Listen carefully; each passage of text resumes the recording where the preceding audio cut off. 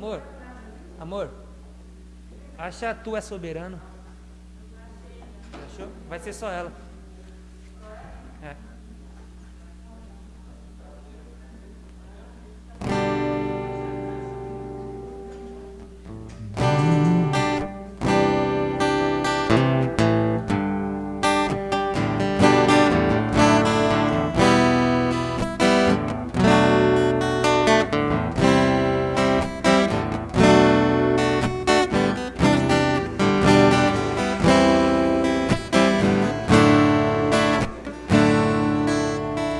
Recebi um novo coração do Pai,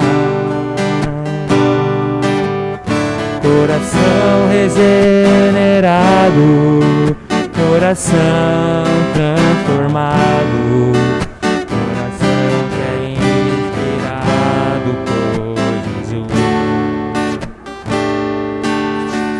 Como fruto desse novo coração, eu declaro a paz de Cristo. Eu te amo, meu irmão. Preciosa é a nossa comunhão. Somos corpo e assim bem ajustado, totalmente ligado, unido, vivendo em amor, uma família, em qualquer falsidade, a verdade, expressando a glória do Senhor, uma família, vivendo o compromisso do grande amor de Cristo. Eu preciso de ti, querido irmão, precioso és para mim, querido irmão. Eu preciso de ti, querido irmão, precioso és para mim.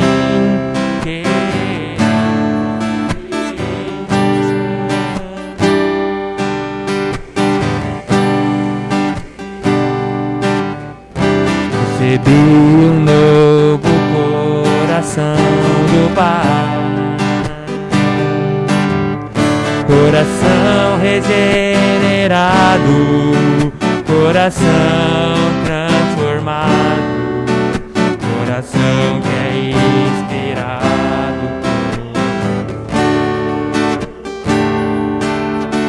como um fruto desse novo coração. Eu declaro a paz de Cristo, te abençoo, meu irmão. Preciosa é a nossa comunhão.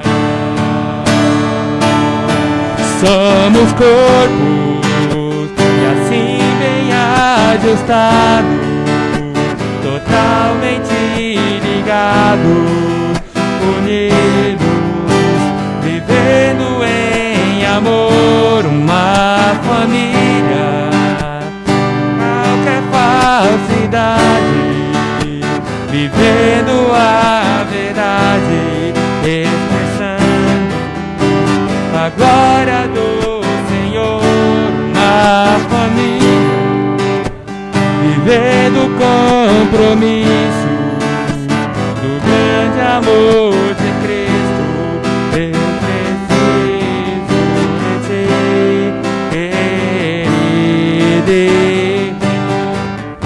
precioso és para mim, querido irmão. Eu preciso de ti, querido irmão. Precioso és para mim, querido irmão.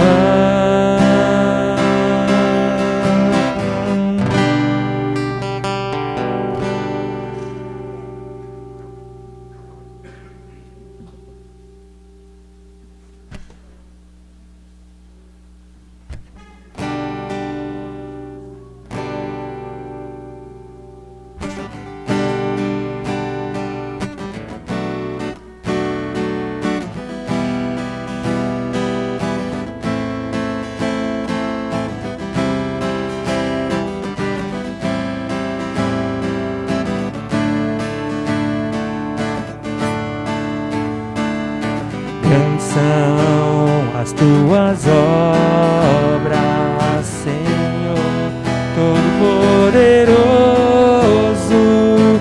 Justos e verdadeiros são os teus caminhos. Grandes são as tuas obras, Senhor, Todo-Poderoso. Justos e verdadeiros são os teus caminhos. Ó Rei das nações, quem não temerá, quem não glorificará o teu nome? Ó Rei das nações, quem não te louvará, pois só teu nome é santo. Ó Rei das nações, quem não temerá, quem não glorificará o teu nome? Ó Rei das nações, quem não te louvará, pois só teu nome é santo. Todas as nações virão e adorarão diante de ti, pois os seus atos de justiça se fizeram manifestos. Todas as nações virão e adorarão diante de ti, pois os seus atos de justiça se fizeram manifestos. Rei das nações, ó Rei das nações, quem não temerá, quem não glorificará o teu nome? Ó Rei das nações, quem não te louvará, pois só teu nome é santo. Ó Rei das nações, quem não temerá, quem não glorificará o teu nome? Ó Rei das nações, quem não te louvará, pois só teu nome é santo.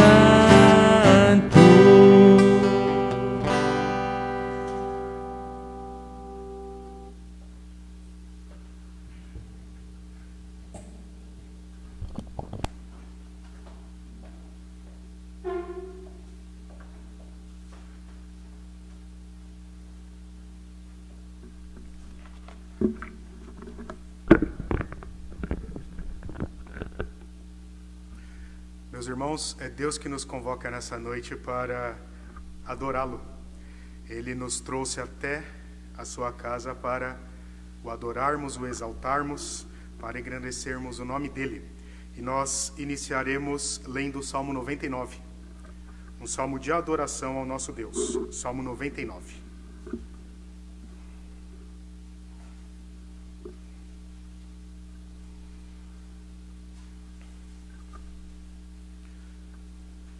Salmo de número 99. Reina o Senhor, tremam os povos. Ele está entronizado acima dos querubins, abale-se a terra. O Senhor é grande em Sião e sobremodo elevado acima de todos os povos. Celebrem eles o teu nome, grande e tremendo, porque é santo. És Rei poderoso que ama a justiça. Tu firmas a equidade. Executas o juízo e a justiça em Jacó. Exaltai ao Senhor, nosso Deus, e prostrai-vos ante o escabelo de seus pés, porque ele é santo. Moisés e Arão entre os seus sacerdotes, e Samuel entre os que lhe invocam o nome, clamavam ao Senhor e ele os ouvia. Falava-lhes na coluna de nuvem, eles guardavam os seus mandamentos e a lei que lhes tinha dado. Tu lhes respondeste, ó Senhor nosso Deus, foste para eles Deus perdoador, ainda que tomando vingança dos seus feitos. Exaltai ao Senhor nosso Deus, e prostrai-vos ante o seu santo nome, porque santo é o Senhor nosso Deus. Façamos uma oração de adoração ao nosso Deus. Senhor nosso Deus, nosso Pai, te adoramos nesta noite, exaltamos o teu nome porque o Senhor é Rei, porque o Senhor é soberano, porque o Senhor é santo. O Senhor nos trouxe até a tua casa para adorá-lo e juntos, como povo teu, como igreja de Cristo, adoramos o teu nome, porque tudo está diante do Senhor, tudo está em tuas mãos, tudo está no controle da tua vontade. Adoramos o teu nome, porque tu és rei acima de todos os reis. Tu dominas sobre céu, terra e mar. Não há homem nenhum tão poderoso quanto o Senhor, não há instituição nenhuma, não há governo tão poderoso quanto o Senhor. Tu pode todas as coisas. As nossas vidas estão em tuas mãos. Adoramos o teu nome, exaltamos ao Senhor, em nome de Jesus. Amém. Nós vamos adorar ao Senhor neste momento, cantando o hino Deus dos Antigos, número 18 dos nossos hinários. Deus dos Antigos.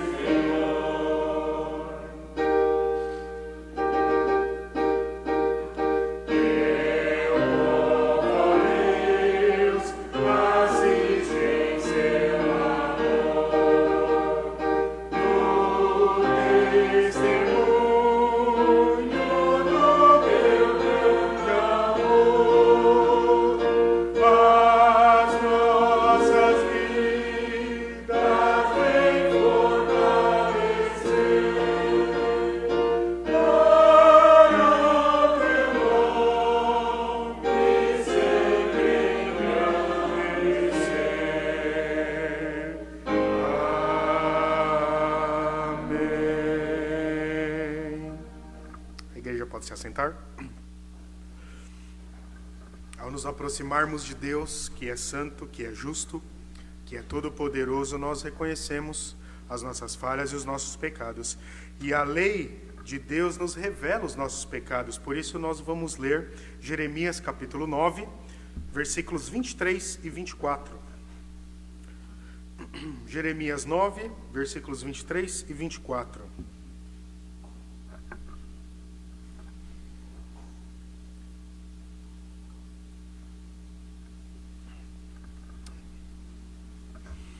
Assim diz o Senhor: Não se glorie o sábio na sua sabedoria, nem o forte na sua força, nem o rico nas suas riquezas.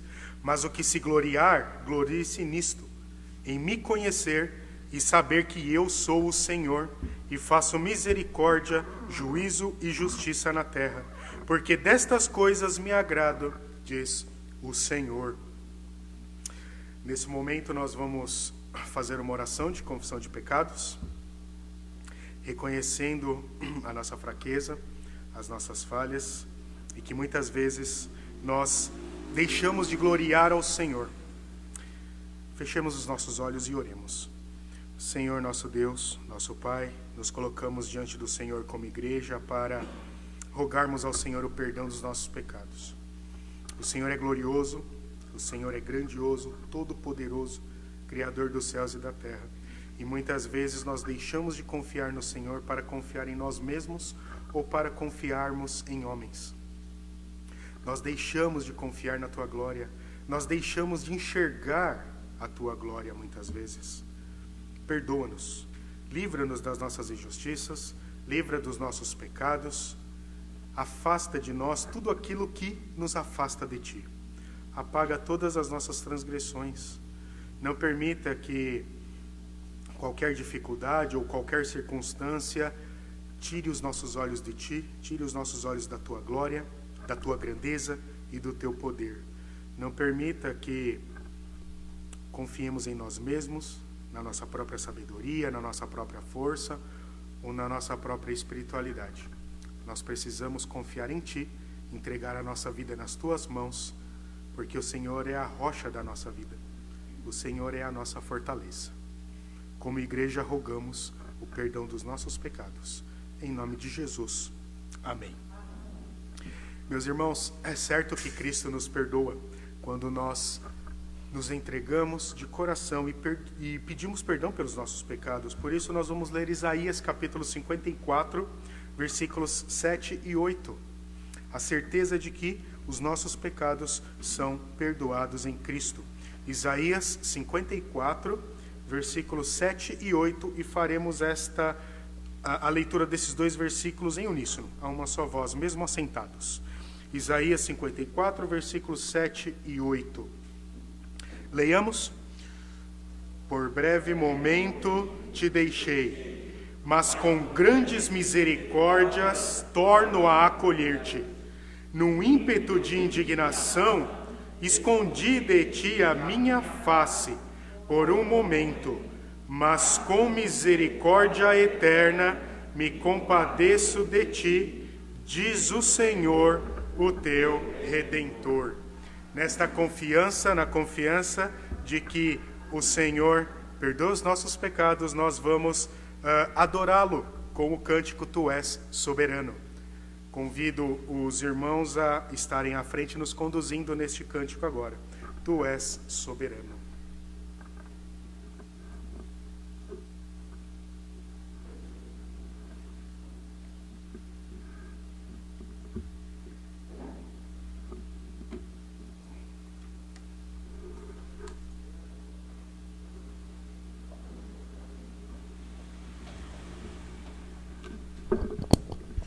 Vamos nos colocar de pé para louvar ao nosso Deus, onde estamos mesmo, com a distância segura. Mas vamos, em atitude de reverência, em pé, declarar que, apesar de toda a glória que esse Deus tem, Ele se importa comigo, contigo, e esse amor tão grande me amarra, nos amarra a Ele.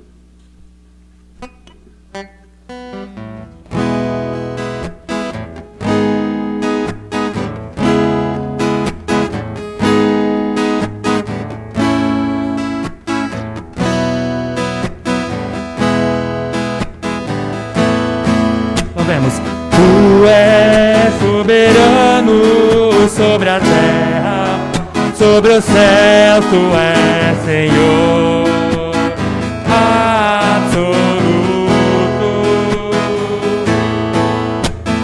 Tudo que existe e acontece, Tu sabes muito bem.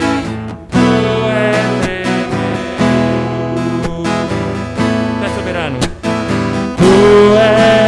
soberano sobre a terra, sobre os céus, tu és Senhor absoluto.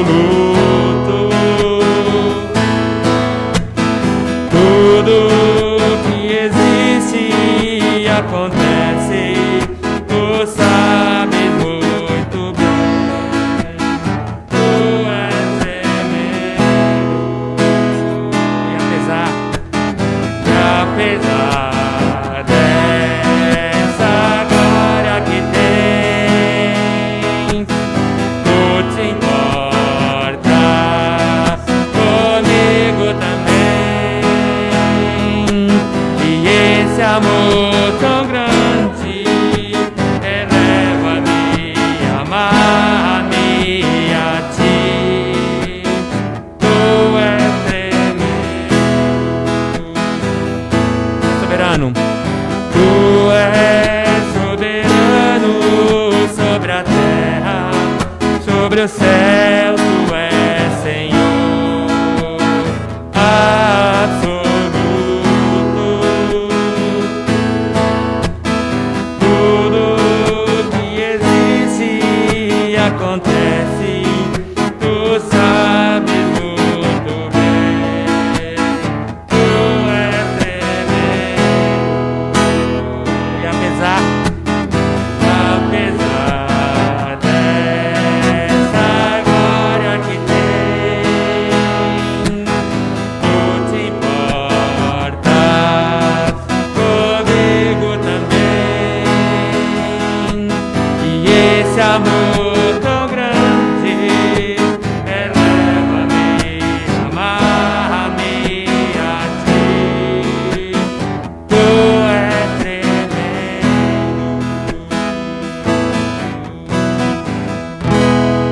Amém. Deus seja louvado. Vocês podem se assentar.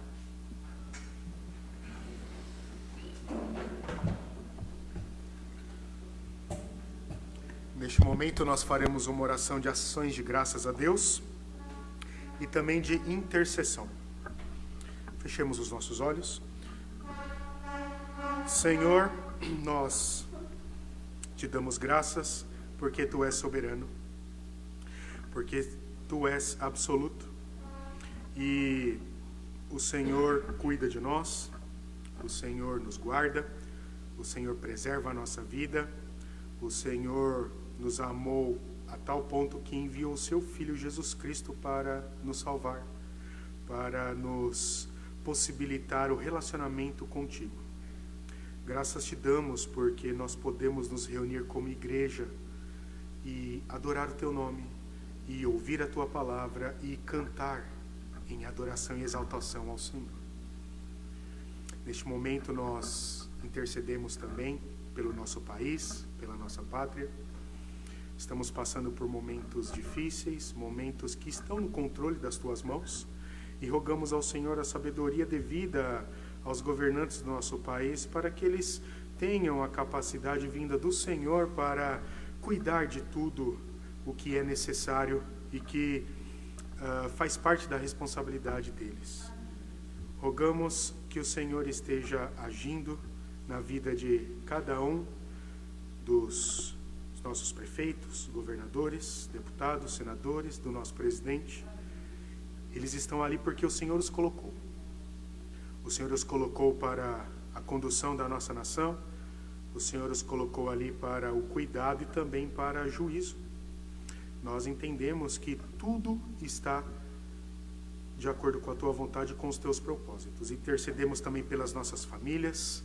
O Senhor já tem cuidado de nós nesta pandemia e rogamos ao Senhor que esteja cuidando, continuando cuidando dos nossos irmãos, dos nossos parentes, dos nossos pais, dos nossos avós, dos nossos tios.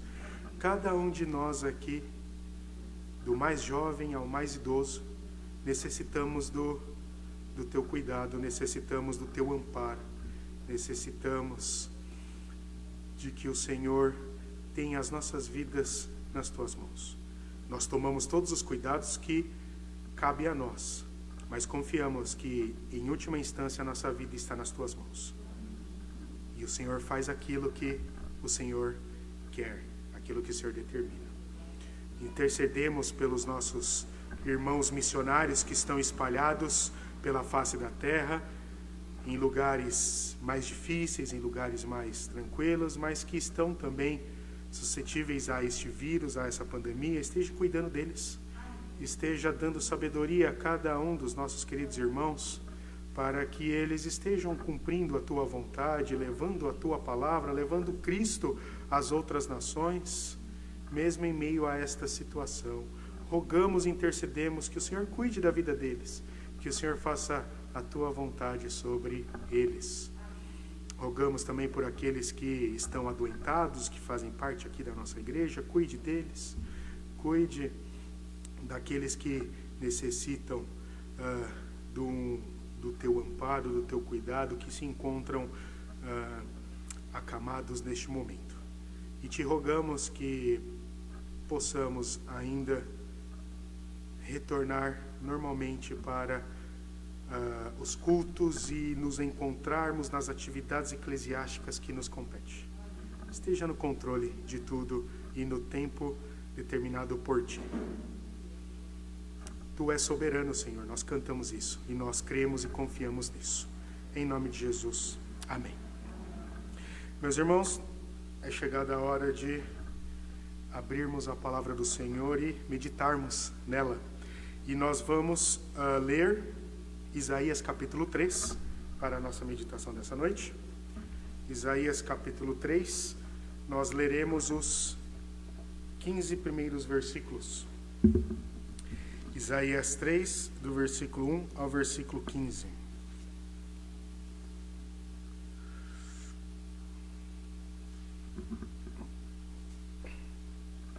Isaías 3, do versículo 1 ao 15.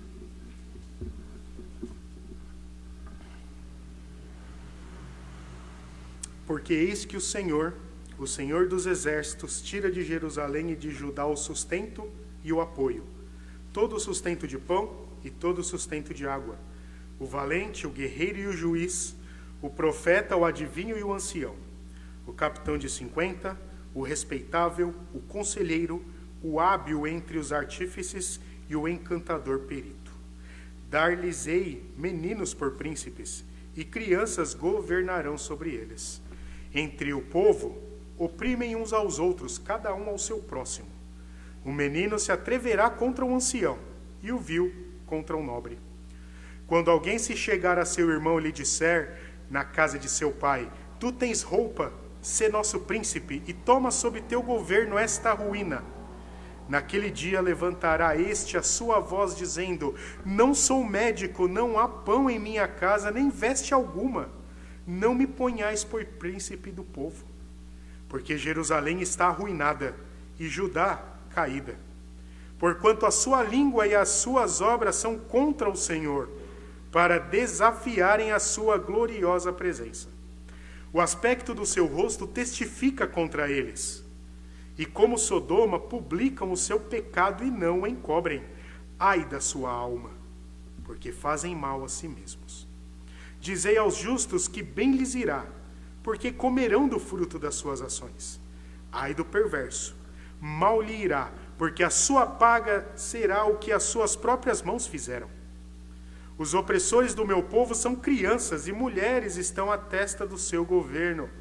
Ó povo meu, os que te guiam te enganam e destroem o caminho por onde deve seguir. O Senhor se dispõe para pleitear e se apresenta para julgar os povos. O Senhor entra em juízo contra os anciãos do seu povo e contra os seus príncipes. Vós sois os que consumistes esta vinha, o que roubastes do pobre está em vossa casa. Que há convosco que esmagai o meu povo e moeis a face dos pobres? Diz o Senhor dos exércitos. Feche os seus olhos mais uma vez e rogue ao Senhor que lhe dê sabedoria neste momento. Senhor, nosso Deus, nosso Pai, nós rogamos ao Senhor iluminação e sabedoria para compreendermos a Tua palavra. A Tua palavra foi lida e agora ela será exposta. Dê sabedoria a cada um de nós, para que possamos aprender mais do Senhor, para que possamos viver em obediência ao Senhor, para que possamos viver observando as tuas ordenanças, os teus mandamentos, que são tão preciosos para nós. Abra o nosso coração e com teu Santo Espírito aplique a tua palavra em nossa vida. Em nome de Jesus. Amém. Meus irmãos, houve um momento na história da humanidade em que o homem passou a ser alguém muito especial. O homem passou a ser observado como aquele que detinha toda a sabedoria, toda a habilidade, todo o conhecimento. Houve um momento da nossa história que foi chamada de humanista, porque o homem foi visto como um ser muito grande, como alguém que era totalmente capaz. A razão do homem foi colocada como algo extremamente importante que deveria ser seguida e ouvida a todo custo. Deus foi deixado de lado neste momento da história. Não havia necessidade de se confiar em Deus, não havia necessidade de se buscar em Deus o conhecimento, a sabedoria necessária. Nem no nome de Deus era se falado ou era se buscado. Porque o homem estava num pedestal tão alto que Deus foi totalmente apagado. Tudo aquilo que se reportava a Deus foi abandonado, foi deixado no passado. A partir daquele momento, eram os pensamentos humanistas que deveriam estar em destaque. Toda a arte, toda a literatura, tudo se voltou para o homem. A ciência buscou no homem tudo aquilo que era necessário para a vida. O resultado dessa humanização foi que ao homem foi dada a capacidade de suprir toda e qualquer necessidade que os outros homens tinham. Deixou de buscar em Deus o suprimento das necessidades. O homem foi colocado como um ser superior. O homem foi colocado no lugar de Deus. E ao homem, ao governo humano, foi dado todo o poder para que ele agisse conforme a sua própria vontade. Porque o homem sabia o que era melhor e o que era necessário para os outros, que eram considerados inferiores, que eram subordinados a este governo todo-poderoso. Foi esquecido nesse período, meus irmãos, que Deus é que coloca o homem como governador, como príncipe, como aquele que está à frente para a condução de uma nação. É Deus que separa aquelas pessoas para estar à frente de outras pessoas. Os governos, os príncipes, os reis, os presidentes são escolhidos por Deus, são capacitados por Deus, seja para a condução em paz daquela nação, ou também para juízo e castigo de determinada nação. É Deus que instituiu o governo humano como instrumento nas suas mãos. Deus capacitou-os para que fizesse a sua vontade, para que conduzisse as nações conforme a sua vontade. Era em Deus que deveria se buscar a sabedoria, mas aqueles que estavam no poder buscavam neles mesmos ou em outros homens a capacidade. E essa realidade, nós vemos aqui neste momento da vida dos judeus. Nós vemos isso aqui na vida do povo de Israel. Nós temos tanto Jerusalém quanto Judá caminhando com este pensamento de que os homens são capazes. Deus não é muito necessário. Tanto Jerusalém quanto Judá sucumbiram ao governo humano. Sucumbiram a confiar toda a sua vida nas mãos dos seus governadores. E Isaías escreve o seu livro com a sabedoria e a iluminação que Deus o deu, apontando para um castigo que viria ao seu povo, porque eles estavam abandonando Deus para seguir os governadores humanos. Isaías 3, que nós acabamos de ler, meus irmãos, é um oráculo de juízo contra Jerusalém e Judá. O castigo viria. Deus está falando que vai punir o povo. Deus está alertando o seu próprio povo de que eles serão punidos por causa dos seus pecados. Isaías escreve para julgamento do povo de Israel, que estava dividido em Jerusalém e Judá. E ao lermos esta passagem, Isaías nos ensina que Deus pune todo aquele que confia o seu coração nos homens, deixando Deus de lado. Nesses 15 versículos nós podemos ver que Deus pune todo aquele que coloca o homem no seu lugar, que enxerga no homem esse ser divino capaz de suprir todas as necessidades. Deus pune aquele que cegamente confia e entrega sua vida na mão de homens, por vezes ímpios. O Senhor queria que o seu povo fosse diferente das outras nações. Ele queria que o seu povo frutificasse na justiça, que fosse exemplo e testemunha aos outros povos. Porém, Jerusalém e Judá estavam seguindo o mesmo caminho das outras nações. Em vez de testemunhar e ser diferente, estavam sendo iguais e confiando na sua liderança humana, deixando Deus de lado. Deus estava trabalhando a favor do seu povo, estava fazendo maravilhas, havia livrado a descendência deles do cativeiro lá do Egito, havia conduzido o povo à sua terra que fora prometida, havia dado reis, cuidado das suas necessidades, e o povo mesmo assim estava deixando Deus de lado para confiar somente nos homens.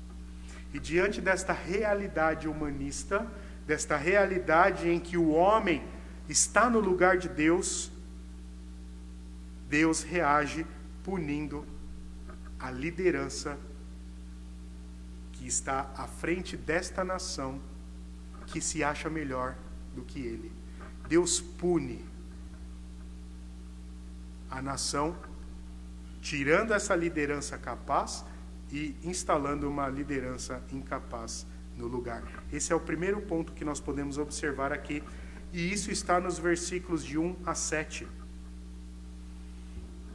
Não há ninguém mais poderoso do que Deus. É nisso que nós temos que crer, é nisso que nós temos que confiar. Nenhum homem, nenhum governo, nenhuma instituição está acima de Deus. É a vontade de Deus que predomina, que reina, que domina. É nessa confiança que nós temos que instalar o nosso coração e a nossa vida. O Senhor é soberano, Senhor dos exércitos. Isaías começa desta forma este oráculo de julgamento, porque eis que o Senhor dos exércitos, ele aponta quem é Deus para nós. Isaías nos mostra o poder que Deus tem. Ele nos mostra que Deus é o Senhor dos exércitos. É aquele que está à frente, que é poderoso, que conduz, que faz a vontade sua, soberana, e nenhum dos seus planos podem ser frustrados. O Senhor é soberano e Senhor dos exércitos. Essa é a certeza que Isaías tem, e é desta forma que ele nos apresenta Deus. Foi desta forma que ele apresentou Deus aos israelitas. Deus, sendo o Senhor dos exércitos, estando à frente de qualquer governo, de qualquer instituição, promete aqui uma punição rápida para o seu povo que estava abandonando os seus caminhos. Qual é a punição que Deus vai dar ao seu povo? É algo tão certo que os termos que Isaías usa é de que já estava acontecendo. é uma profecia que vai acontecer, mas que de certa forma já estava acontecendo de tão certo que era aquilo. O que Deus promete? Qual é a forma de punição que Deus promete ao seu povo? Versículo 1 diz: o Senhor dos exércitos tira de Jerusalém e de Judá o sustento e o apoio, todo o sustento de pão e todo o sustento de água. O valente, o guerreiro e o juiz, o profeta, o adivinho e o ancião, o capitão de 50, o respeitável, o conselheiro, o hábil entre os artífices e o encantador perito. O Senhor promete como punição tirar todo e qualquer sustento do seu povo. Deus promete tirar o pão e a água. Deus promete tirar o sustento mais básico da vida do seu povo. Aquilo que é básico para a vida, Deus promete tirar, promete colocar o povo em necessidade, em grande necessidade daquilo que é básico para a vida. Deus promete também tirar toda e qualquer homem capaz da liderança da nação. Aqui nós temos a liderança militar, nós temos uma liderança política, nós temos os especialistas, os artífices, todos aqueles que tinham algum cargo, alguma profissão de liderança, que estava à frente para a condução da nação. Deus promete tirar toda e qualquer pessoa capaz. Nenhum governo mais capaz estaria à frente de Judá e de Jerusalém.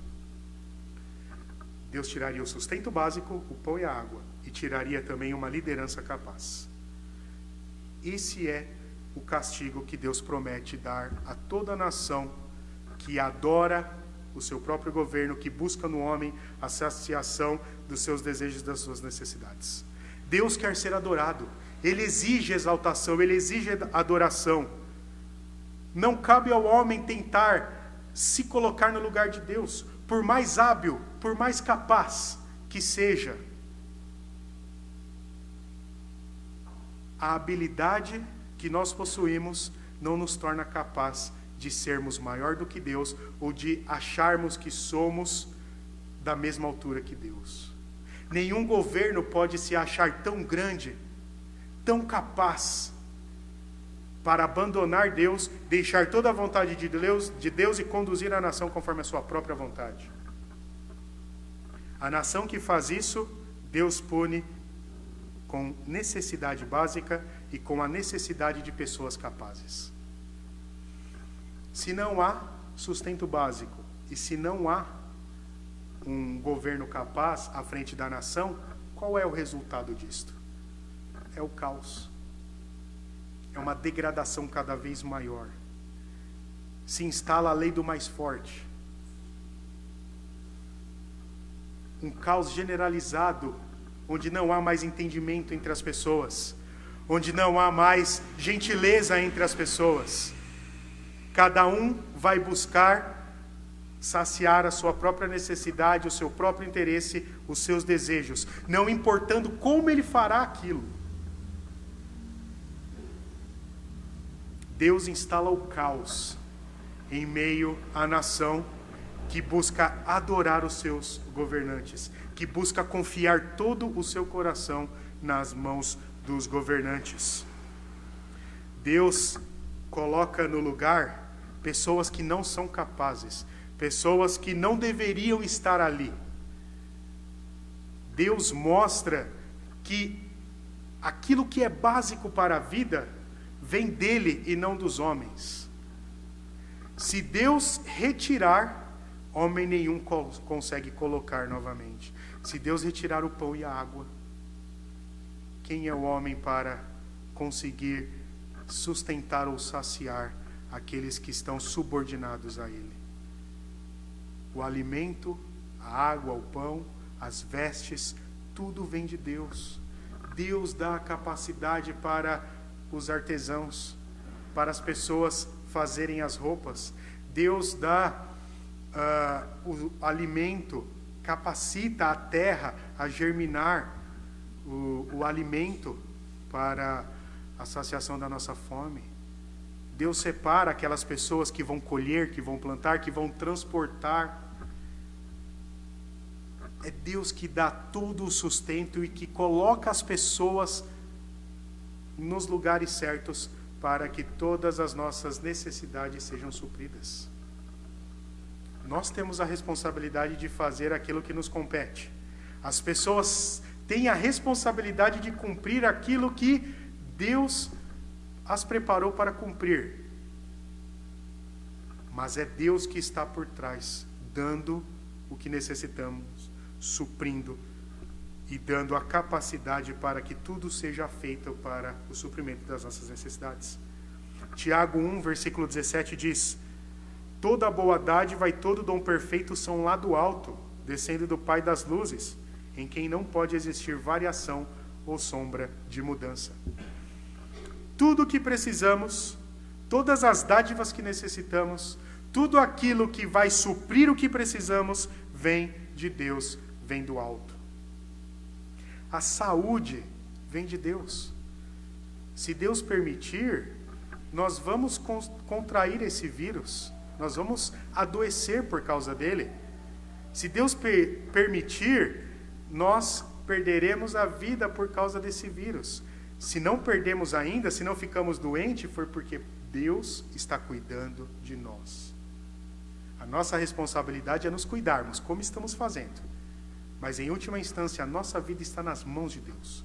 Está na concha das mãos de Deus, diz o salmista, diz Davi lá no Salmo 139. Se passamos ileso durante esses 6 meses da pandemia, foi porque Deus está cuidando de nós, meus irmãos. É nele que nós temos que confiar. Tudo o que precisamos está em Deus. É nele que devemos ter o nosso coração, a nossa confiança, seguir os passos de Deus. Nós não podemos nos entregar aos nossos governantes cegamente. Nós não podemos deixar Deus de lado para confiar neles, por mais capazes que sejam. É Deus que os capacita para estar onde estão. Nós não podemos fechar os nossos olhos para Deus e seguir os nossos governantes de forma a não ouvir mais Deus, não buscar em Deus a obediência dos mandamentos. Nós não podemos deixar Deus como aqueles que seguem a ideia do humanismo, em que o homem é totalmente capaz, não necessita mais de Deus para qualquer coisa. Nós necessitamos de Deus, é isso que Isaías está nos mostrando. E a nação que não segue desta forma, que adora os homens no lugar de Deus, padece e é julgada com a necessidade e com a ausência de um governo capaz. No lugar deste governo, Deus coloca alguém que não tem capacidade nenhuma para julgamento do povo. Versículo 4. Dar-lhes-ei meninos por príncipes e crianças governarão sobre eles. Entre o povo oprimem uns aos outros, cada um ao seu próximo. O menino se atreverá contra o ancião e o vil contra o nobre. Deus promete tirar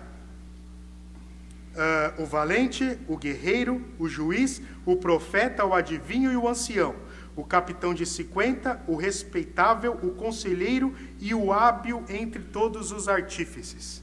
Deus promete tirar todos que são capazes, todos que estão à frente da nação com alguma capacidade, para colocar o que no lugar? Meninos. Ou seja, para colocar alguém que não tem capacidade nenhuma, para colocar alguém que não deveria estar ali, para colocar alguém que não tem habilidade, que não tem sabedoria, que não consegue cuidar de si mesmo, que é o caso de uma criança, de um menino. Ele necessita do cuidado dos seus pais.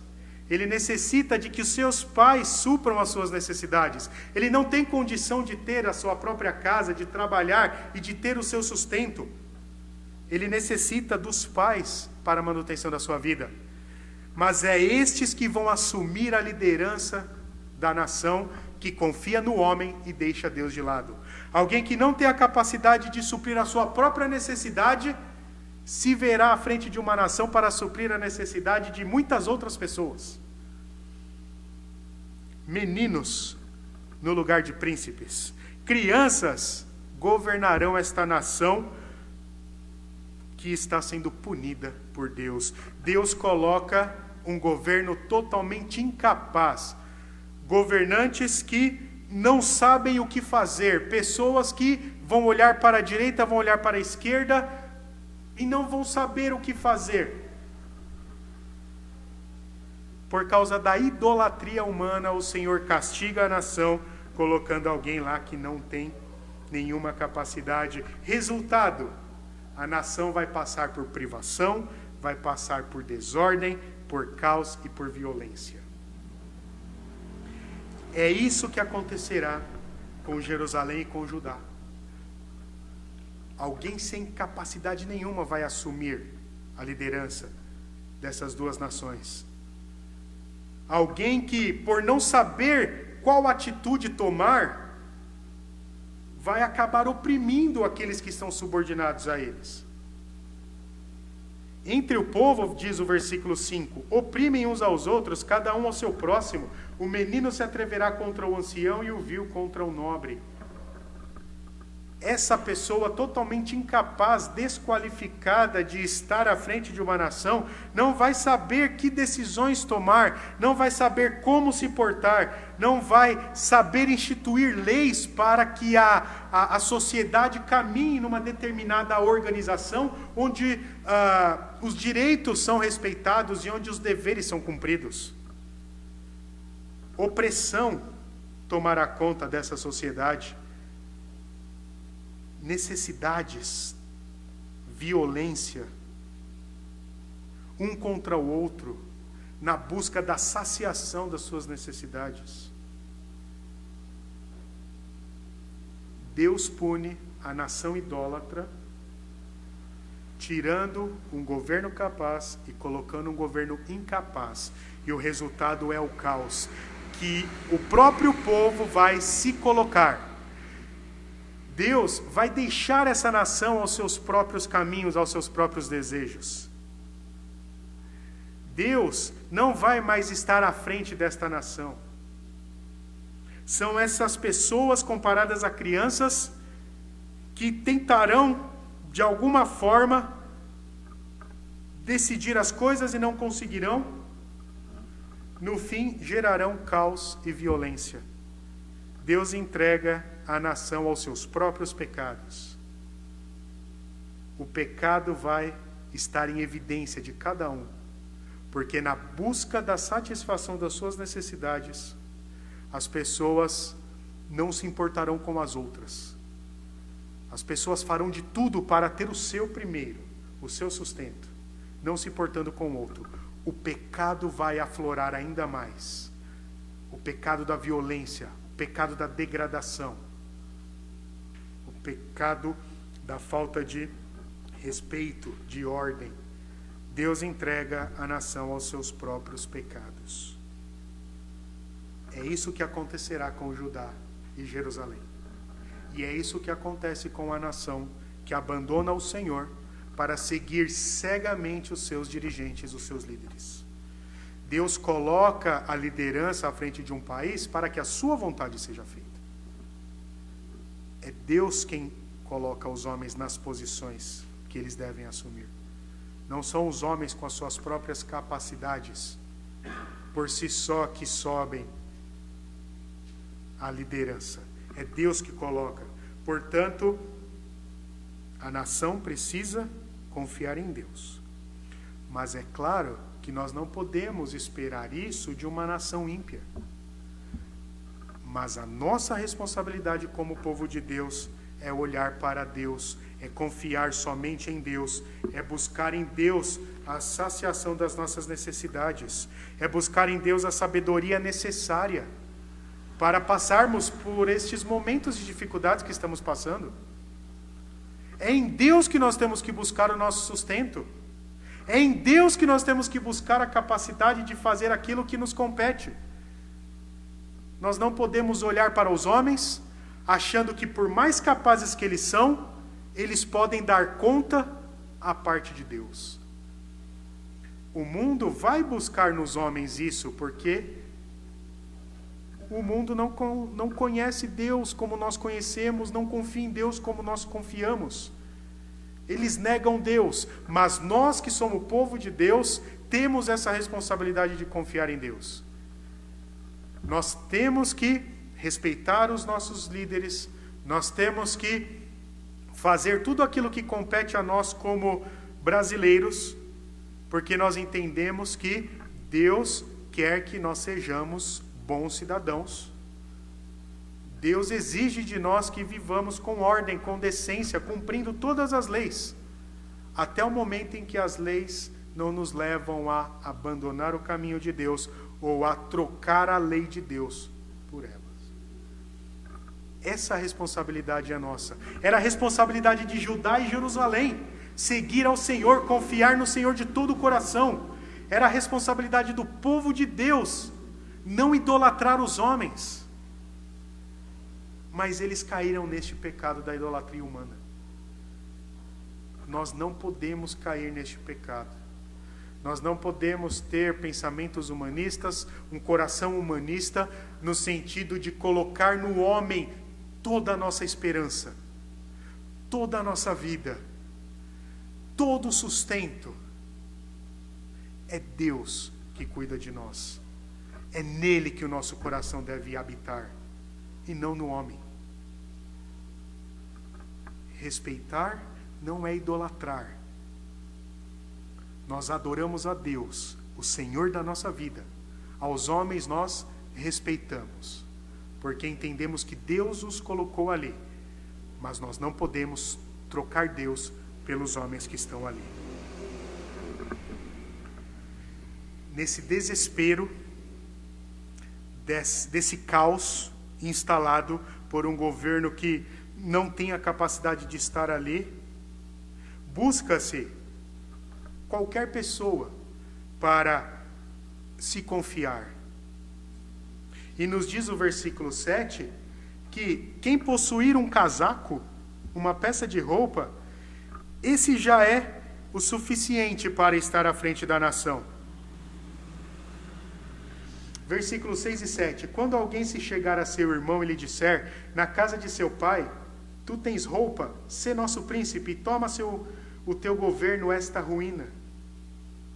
Naquele dia levantará este a sua voz, dizendo, não sou médico, não há pão em minha casa, nem veste alguma, não me ponhais por príncipe do povo.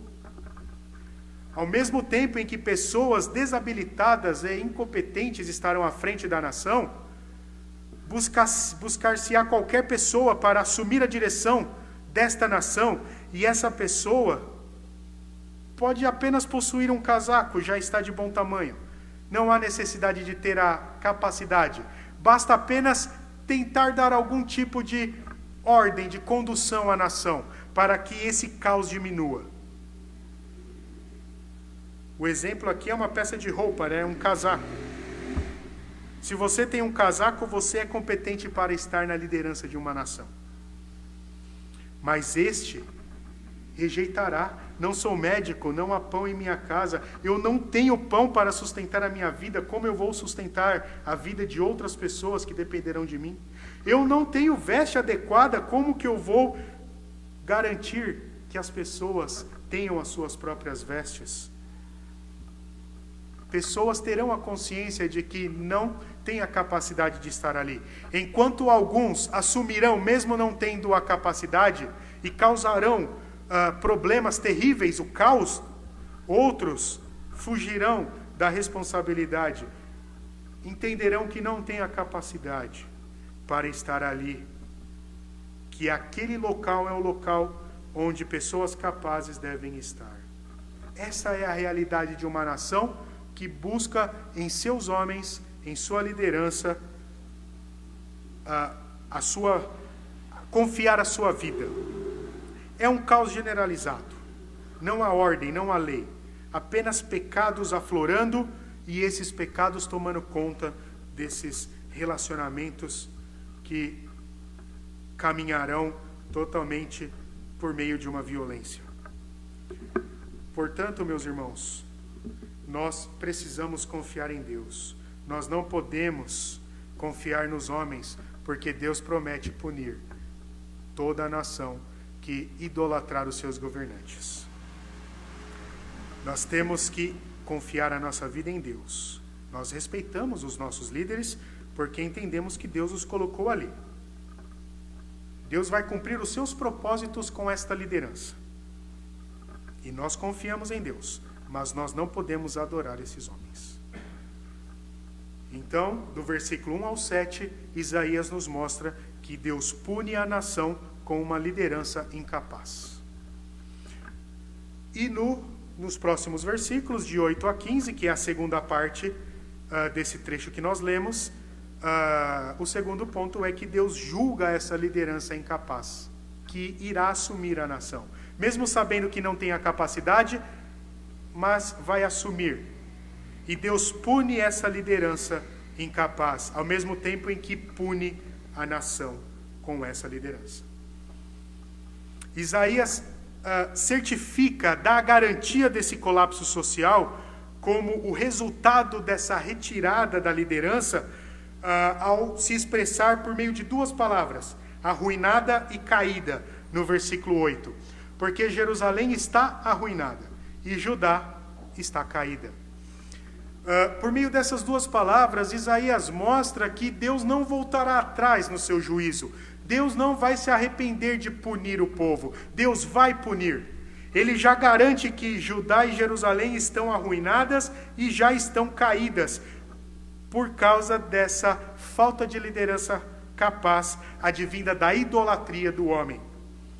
Então é certo que Deus vai entregar Jerusalém e Judá aos seus próprios pecados, à ruína. Deus vai fazer com que elas caiam nesse caos, nessa desordem. É uma característica da profecia, uma das características. É tão certo que aquilo vai acontecer que já é garantido o que está acontecendo. O modo do povo de se expressar por suas ações, por suas palavras, por seus pensamentos, é o que geram essa ruína, essa desordem, esse caos. Versículos 8 e 9. Porque Jerusalém está arruinada e Judá está caída, porquanto a sua língua e as suas obras são contra o Senhor, para desafiarem a sua gloriosa presença. O aspecto do seu rosto testifica contra eles, e como Sodoma publicam o seu pecado e não encobrem. Ai da sua alma, porque fazem mal a si mesmos.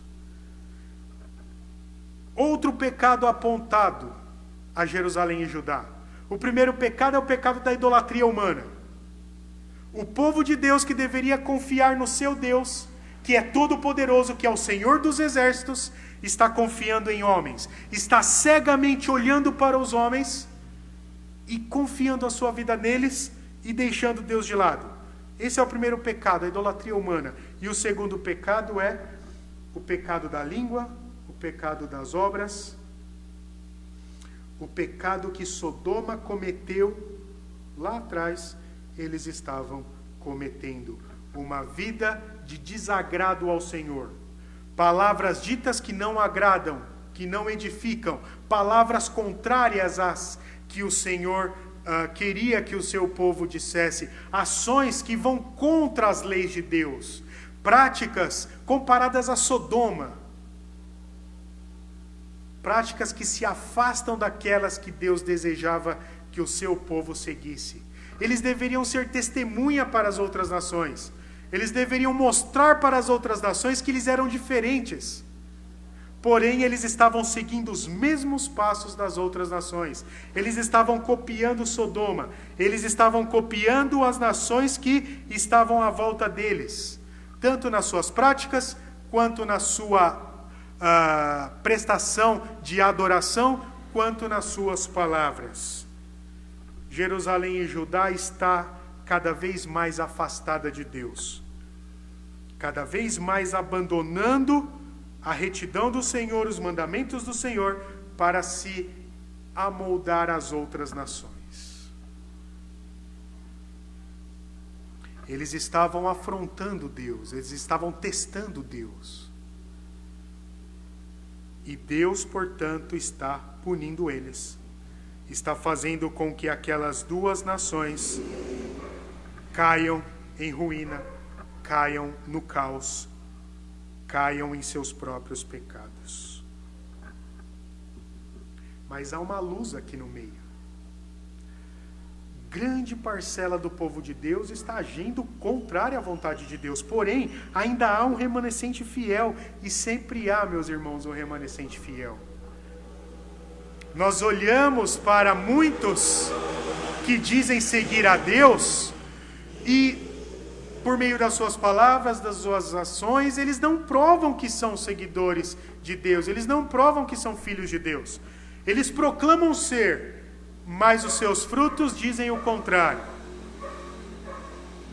Mas sempre há um remanescente fiel, um remanescente justo, que continua seguindo ao Senhor, não importando a realidade em volta. Versículo 10 e 11. Dizei aos justos que bem lhe irá, porque comerão do fruto das suas ações. Ai do perverso, mal lhe irá, porque a sua paga será a sua paga será o que as suas próprias mãos fizeram. Em meio a esse caos, em meio a pessoas que idolatram homens, em meio a pessoas que copiam as más ações de outras nações, há um remanescente fiel e justo do Senhor. E esses, diz o Senhor, serão bem-sucedidos, serão abençoados pelo Senhor. Aqui nós encontramos a retribuição da justiça e a retribuição da injustiça. Todo aquele que permanece firme nos caminhos do Senhor, todo aquele que permanece seguindo ao Senhor, não importando a multidão em volta, será abençoada pelo Senhor. Todo aquele que permanece justo receberá as bênçãos do Senhor. Agora, aqueles que abandonarem Deus, aqueles que enxergarem no mundo algo mais interessante do que Deus pode oferecer, esses serão mal-sucedidos, esses serão amaldiçoados por Deus. Eles cairão também nos seus próprios pecados. Deus os deixará seguir os seus próprios pecados como castigo. Deus não os abençoará. Deus vai punir todo aquele que age com injustiça. Deus pune todo aquele que age com idolatria, todo aquele que substitui Deus pelo homem. Agora, todo aquele que caminha na justiça será abençoado pelo Senhor. Todo aquele que vence a multidão, aquele que consegue chegar ao final, não se amoldando ao entorno, esse será abençoado pelo Senhor. Mas o final da passagem que nós lemos, Deus continua dizendo que vai punir aqueles que estão ali cumprindo a sua própria vontade em vez da vontade do Senhor. Aqueles que aceitaram estar na liderança sem ter essa capacidade. Versículos de 12 a 15. Os opressores do meu povo são crianças, e mulheres estarão à testa do meu governo.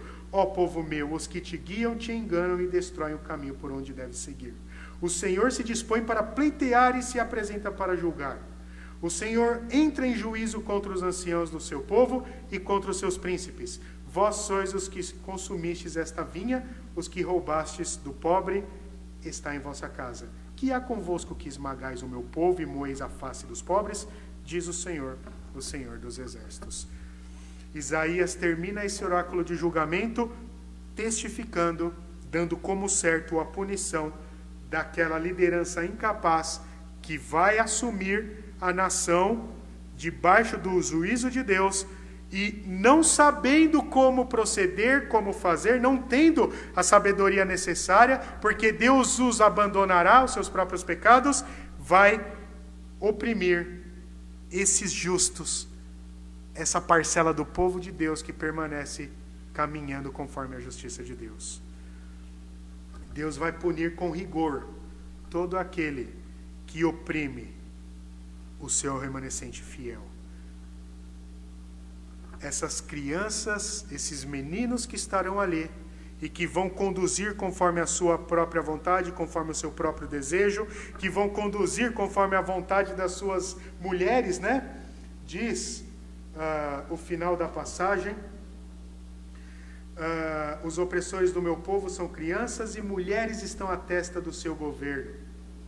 Então, pessoas desqualificadas que querem satisfazer os seus desejos, pessoas que estão ali para satisfazer os desejos das suas mulheres, e aqui nos lembramos de Acás, que conduzia a sua nação conforme a vontade da sua mulher, da sua esposa, e ela conduzia de forma má, cruel, e ele não dizia nada contra, ele aceitava o que a sua esposa dizia.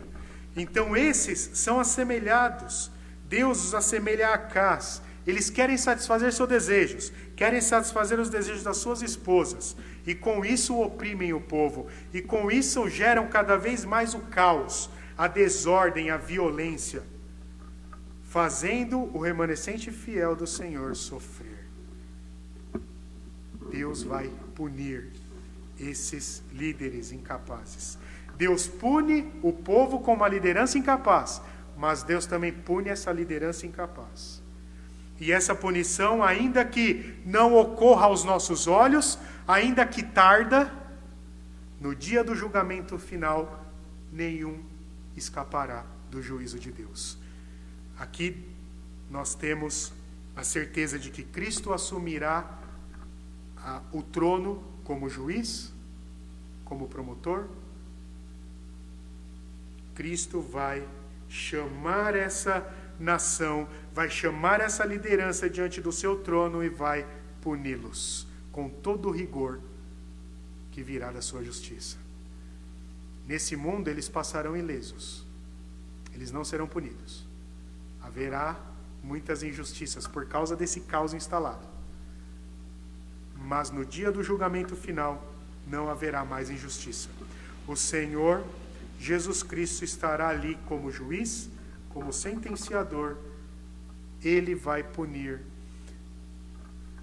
toda a nação que foi idólatra, que enxergou nos homens pessoas capazes acima de Deus para conduzir as suas necessidades, e vai punir a liderança que estiver ali, que for colocada por Deus incapaz, que estará ali para satisfazer os seus próprios desejos. A punição é certa. Judá e Jerusalém foram punidas, nós sabemos. Eles foram levados ao cativeiro, eles sofreram, foram oprimidos, foram vencidos. Deus permitiu. Nós temos a revelação de Deus para acordarmos, para prestarmos atenção. Se seguirmos os passos errados que Jerusalém e Judá tomaram, nós também seremos punidos. Deus nos pune. Cabe a nós confiarmos em Deus, cabe a nós termos o nosso coração em Cristo, cabe a nós obedecermos à risca os mandamentos do Senhor, esperar no Senhor, confiar nele. As autoridades são colocadas por Deus. Paulo diz lá em Romanos 13:1, todo homem seja sujeito às autoridades superiores, porque não há autoridade que não proceda de Deus, e as autoridades que existem foram instituídas por ele. Cabe a nós respeitarmos, mas não idolatrarmos. Adoração somente ao Senhor. É isso que Isaías está nos ensinando, meus irmãos. Precisamos estar alerta. Qualquer descuido, qualquer exaltação aos homens se torna idolatria. Deus quer ser adorado, Deus quer ser exaltado. Jesus Cristo é aquele que deve levar toda a glória, e não os homens. Homem nenhum tem o direito de tomar o lugar de Deus, tem o direito de tomar o senhorio de Cristo. Que o Senhor nos ajude, meus irmãos, a confiarmos em Deus, não importando a situação, não importando a dificuldade, pandemias, governos corruptos, violência, tudo isso não pode nos tirar dos caminhos do Senhor. Então nós temos que orar constantemente ao Senhor, pedindo sabedoria, pedindo perseverança, para que possamos vencer tudo isso, olhando para Deus, olhando para Cristo, imitando Cristo, sendo servo, sendo espelho de Cristo. É assim que nós devemos orar, é assim que nós devemos viver. Amém. Em resposta a esta mensagem, nós nos colocaremos de pé e cantaremos o hino 376, encerrando assim o nosso culto. Intercessão pela pátria. Hino 376. Ao som do piano, nos colocaremos de pé e cantaremos este hino. Logo em seguida, eu convido o pastor a fazer a oração final e impetrar a bênção.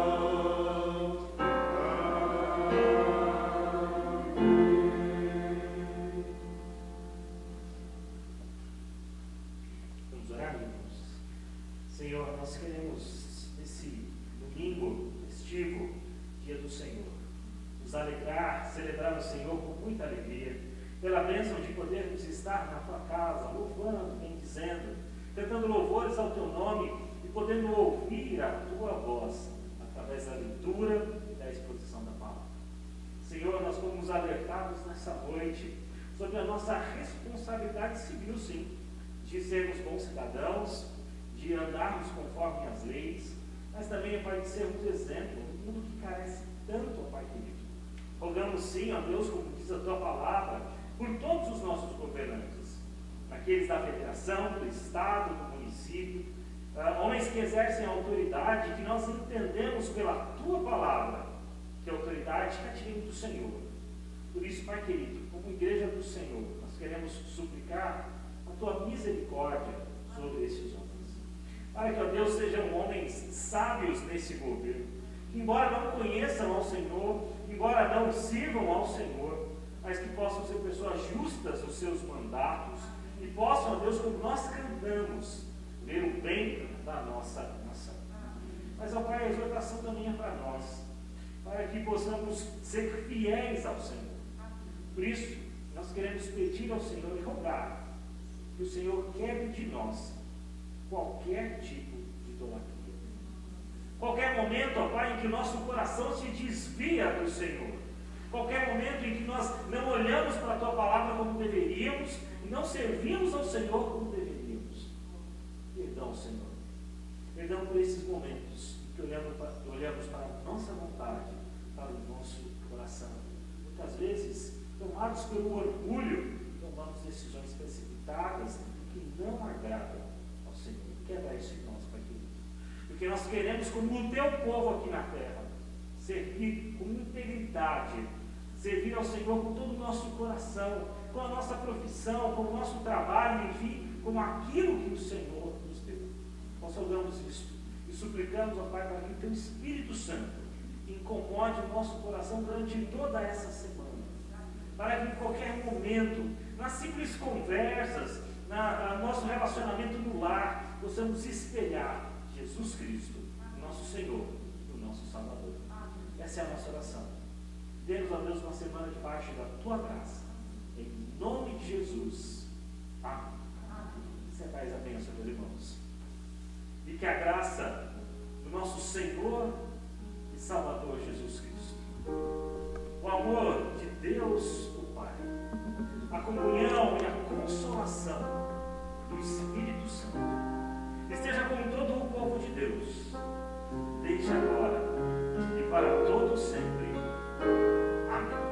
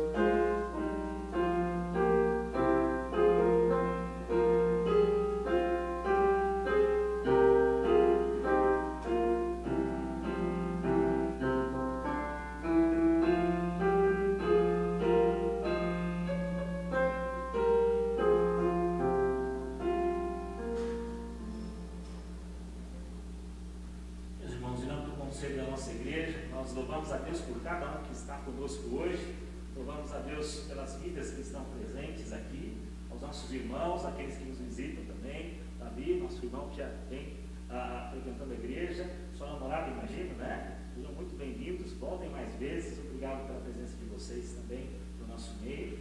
Meus irmãos, nós encerramos então o nosso culto desta noite, louvando a Deus por cada um que esteve aqui conosco.